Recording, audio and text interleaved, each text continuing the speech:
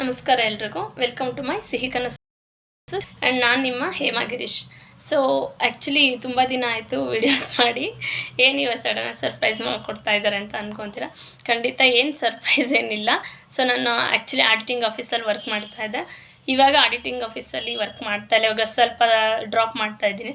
ಯಾಕೆಂದರೆ ಸ್ವಲ್ಪ ಚಿಕ್ಕ ಮಗ ಇದ್ದಾನಲ್ಲ, ಸೊ ಅವನಿಗೆ ಸ್ವಲ್ಪ ಓದಿಸೋದು ಇರುತ್ತೆ. ಅಂದರೆ ಚಿಕ್ಕವನು ಅಂತ ನಾವು ಕೇರ್ಲೆಸ್ ಮಾಡೋದು. ಸೊ ಅವ್ನಿಗೂ ಓದಿಸೋದಿರುತ್ತೆ, ದೊಡ್ಡವನಿಗೂ ಇರುತ್ತೆ. ಸೊ ಮನೇಲೂ ಕೂಡ ಇಂಟ್ರೆಸ್ಟ್ ಕೊಡಬೇಕಾಗತ್ತೆ. ಆದ್ದರಿಂದ ಅವ್ನು ಬೇರೆ 12 ಬರ್ತಾನೆ. ಸೊ ಇರುತ್ತೆ ಕೆಲಸಗಳು. ಅದಕ್ಕೋಸ್ಕರ ನಾನೇ ಡ್ರಾಪ್ ಮಾಡ್ತಾಯಿದ್ದೀನಿ. ಇನ್ನು ಮುಂದಕ್ಕೆ ವೀಡಿಯೋಸನ್ನು ಮಾಡೋಣ ಅಂತ ಅಂದ್ಕೊಂಡಿದ್ದೀನಿ. ಇಂಟ್ರೆಸ್ಟ್ ತೋರಿಸ್ಬಿಟ್ಟು ಇಂಪ್ರೂವ್ಮೆಂಟ್ ಮಾಡೋಣ ಅಂತ ಅಂದ್ಕೊಂಡಿದ್ದೀನಿ. ಆ್ಯಂಡ್ ಮುಂಚೆ ಆ್ಯಕ್ಚುಲಿ 64 ಇತ್ತು ವೀಡಿಯೋಸ್, ಸಬ್ಸ್ಕ್ರೈಬರ್ಸು.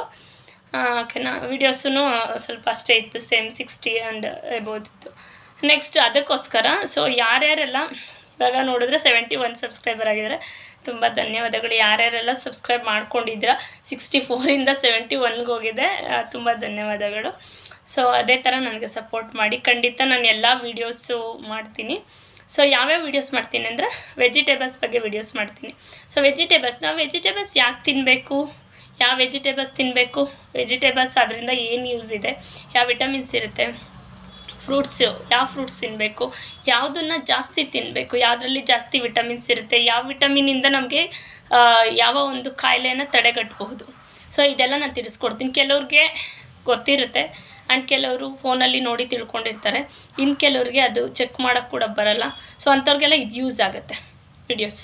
ಓಕೆನಾ. ಅಂಥವ್ರಿಗೆಲ್ಲ ತಿಳಿಸ್ಕೊಡ್ತೀನಿ. ಖಂಡಿತ ದಯವಿಟ್ಟು ಯಾರ್ಯಾರು ಸಬ್ಸ್ಕ್ರೈಬ್ ಮಾಡಿಲ್ಲ ದಯವಿಟ್ಟು ಸಬ್ಸ್ಕ್ರೈಬ್ ಮಾಡ್ಕೊಂಡು ಹಂಗೆ ಸಪೋರ್ಟ್ ಮಾಡಿ.